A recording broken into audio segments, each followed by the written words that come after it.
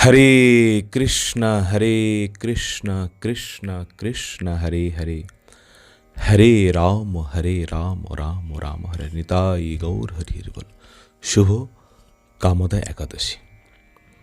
কামদা একাদশীর কি মাহাত্ম্য, কি মহিমা, একাদশী করলে আমাদের কি লাভ হবে আর একাদশী না করলে আমাদের কি হবে, বিস্তারপূর্বক শ্রবণ করব। এই যে কামদা একাদশী 14ই চৈত্র 29শে মার্চ একাদশী, এটা পালন করতে হবে।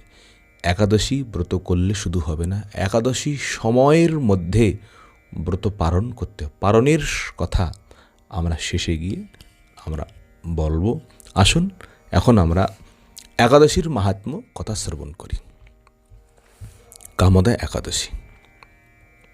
যুধিষ্ঠির মহারাজ ভগবান শ্রীকৃষ্ণকে তিনি জিজ্ঞাসা করলেন, হে প্রভু, চৈত্র মাসের শুক্লপক্ষীয় একাদশীর কি নাম, কি বিধি, কি বিধান বিস্তারপূর্বক বর্ণন করুন। ভগবান শ্রীকৃষ্ণ বললেন, হে রাজন, এই একাদশীর বিষয়ে পুরাতন এক ইতিহাস রয়েছেন। সেই ইতিহাসের কথা আমরা শ্রবণ করব। সেই কথা শ্রবণ করলেই একাদশীর মাহাত্ম্য আমরা শ্রবণ করতে পারব। এই ব্রত সম্বন্ধে বৈশিষ্ট্য ঋষি দিলীপের প্রশ্ন অনুসারে যে উত্তর দিয়েছিলেন সেই কথাই শ্রবণ করব। ঋষি বৈশিষ্ট্য বলিলেন, হে মহারাজ, চৈত্র মাসের শুক্লপক্ষীয় একাদশী, আর এই একাদশীর নাম হল কামদা একাদশী।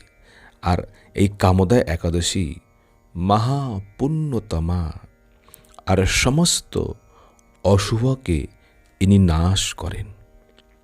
ইনি হলেন সমস্ত পাপ বিনাশিনী আর মহাপুণ্যদায়িনী। যত পুণ্য রয়েছেন, যত শুভকর্ম রয়েছেন, এই একাদশী তিথি তিনি কেবল প্রদান করেন। তাহলে এই একাদশীর মাহাত্ম্য আমরা শ্রবণ করব।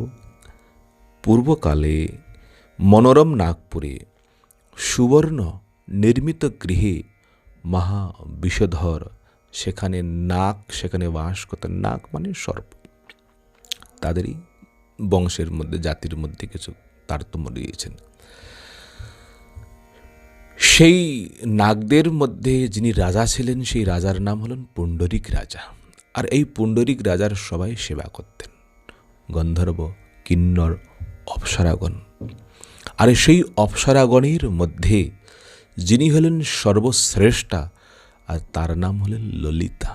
আর ললিতার পতির নাম ছিল ললিত। আর সেই পুরীর মধ্যে তারাও অবস্থান করতেন। তারাও বিশাল বৈভব ধন সম্পত্তি প্রাপ্ত করে ধন ধান্যে পরিপূর্ণ সেখানে বাস করতেন, রাজার সেবা করেন। একদিন রাজসভার মধ্যে ললিতার পতি ললিত তিনি গান করছিলেন। আর ওই গান করার সময় ললিতার কথা স্মরণ হয়। আর যখন স্ত্রীর কথা যখন স্মরণ হচ্ছিল, তখন বারবার গানের একটা তাল রয়েছে, একটা গানের একটা লয় রয়েছে, সেটা বারবার ভঙ্গ হচ্ছে। আর ওই সভায় কর্কট নামক এক সর্প সেখানে অবস্থা, অনেক সর্প। আর ইনি এই ললিতের মনের ভাব তিনি বুঝতে পেরেছেন। কারণটা কি? তখন ওই কর্কট নামক মহাসর্পটি তিনি পুণ্ডরিক রাজাকে এসে তিনি বিস্তারপূর্বক বললেন, এই আপনার সেবক এই ললিত গান করতে গিয়ে তালভঙ্গ হচ্ছে, ছন্দভঙ্গ হয়ে যাচ্ছে। তখন পুণ্ডরিক তিনি সঙ্গে সঙ্গে ক্রোধিত হয়ে, হে দুষ্ট, হে পাপাত্মা, যাও, তুমি এক্ষণেই তুমি রাক্ষস হয়ে যাও। যখনই অভিশাপ প্রদান করলেন, বলছেন সঙ্গে সঙ্গেই সেই সুন্দর, সেই যে গন্ধর্ব, তার শরীর একটি রাক্ষস হয়ে তিনি অবস্থান করলেন, রাক্ষস রূপে পরিণত হয়ে গেল। এখন রাক্ষস হয়ে তিনি এখন বনের মধ্যে, জঙ্গলের মধ্যে তিনি বিচরণ করেন, সেখানে গমনাগমন করেন। কিন্তু ললিতা পতির এত দুরবস্থা হইলেও পতির সঙ্গ তিনি কোনোদিন পরিত্যাগ করেননি।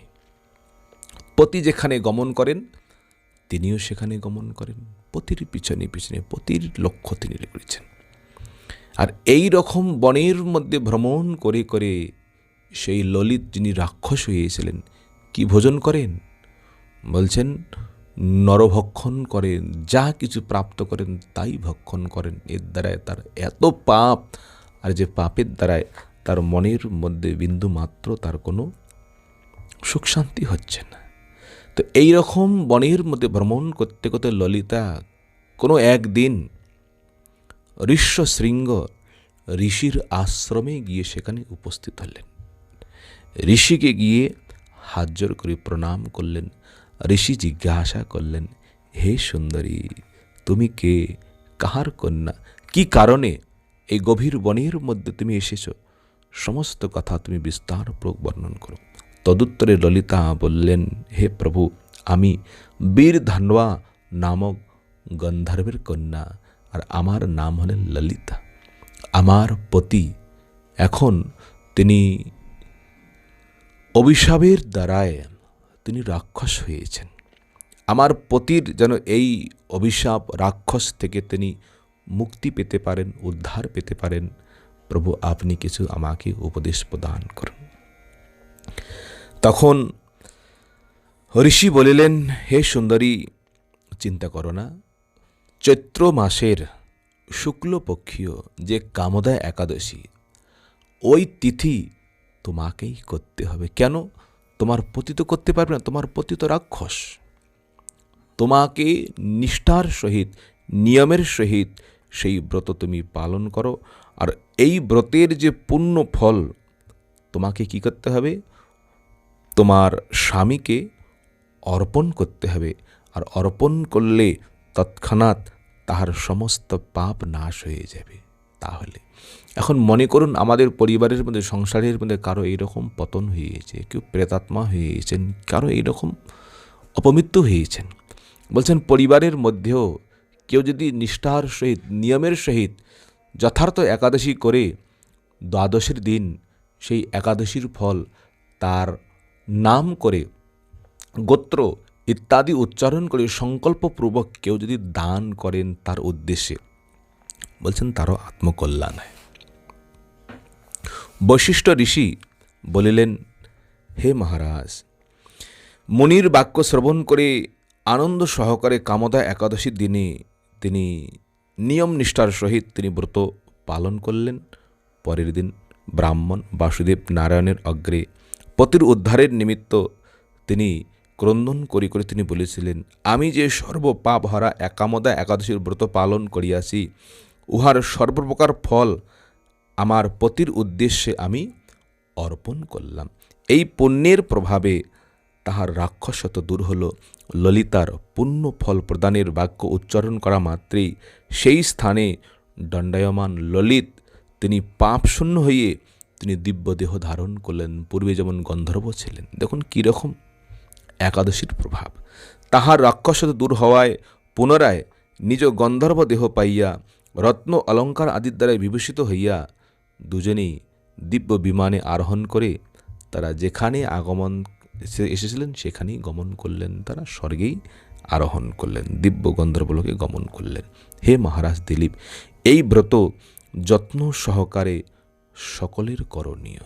সেই ঋষি বলেছিলেন সবাইকে একাদশী করতে হয় 8 বৎসর হইতে 80 বৎসর পর্যন্ত, কি স্ত্রী কি পুরুষ, কি বালক কি বৃদ্ধা। মনুষ্যগণের হিতকামনায় এই ব্রত কথা আমি তোমার নিকটে বললাম। ঋষি বললেন লোকের মঙ্গলের জন্য। ইহা ব্রহ্মহত্যাদি পাপ বিনাশক এবং পিশাচত্ব মোশক।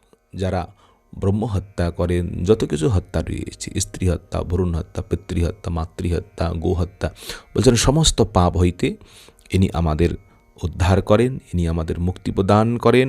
আর ইনি সব থেকে এনার মহিমা হলো, কারো যদি অধগতি হয়ে যায়, প্রেতজনী পিশাচজনী প্রাপ্ত করেন, বলছেন তাদের উদ্দেশ্য একাদশী করলে তাদেরও আত্মকল্যাণ হয়। ইহা হইতে মানে এই সংসারের মধ্যে নয়, 3 লোক ভূ স্বর্গের মধ্যে এনার মতন আর কোনো শ্রেষ্ঠ ব্রত নেই। তাহলে এই ব্রত কথা যাহারা শ্রদ্ধাপূর্বক কীর্তন করেন, শ্রদ্ধাপূর্বক শ্রবণ করবেন, বলছেন তাদেরও বাষ্পেয় যজ্ঞের ফল লাভ হইয়া থাকে। তো এই জন্য এই একাদশীর কথা সবাইকে শুনিয়ে দেন, সবার কাছে পাঠিয়ে দেন। শ্রবণ করলেও সবার আত্মকল্যাণ হয়ে যাবে। বলুন হরে কৃষ্ণ কৃষ্ণ কৃষ্ণ হরে হরে, হরে রাম রাম রাম হরে হরে। আর এই একাদশীর পারণের সময়টুকু মনে রাখুন। পরের দিন মানে 15ই চৈত্র 30শে মার্চ সোমবার সূর্য উদয়ের পর 7:38 মধ্যেই কিন্তু একাদশীর ব্রত পালন করতে হবে। পালন মানে এই নয় উদর পূর্তি করে খেতে হবে, যে কোনো ভগবানের মহাপ্রসাদ একটি দানা হলেও মুখে প্রদান করবেন, এর দ্বারাই একাদশীর ব্রত ভঙ্গ হয়ে যাবে। যাদের কাছে এইরকম কোনো মহাপ্রসাদ নেই, সেই রকম ব্যবস্থা নেই, যে কোনো একটি অন্নের দানা, শুধু অন্ন নয়, একটি চাউল মুখে দিলেও সেটা ব্রত ভঙ্গ হয়ে যায়। এই জন্য সময়ের ধ্যান রাখবেন। আর একাদশী সবাইকে করার জন্য একটু উৎসাহ করবেন, উপদেশ প্রদান করবেন, একাদশীর কথা সবার কাছে পাঠিয়ে দেন।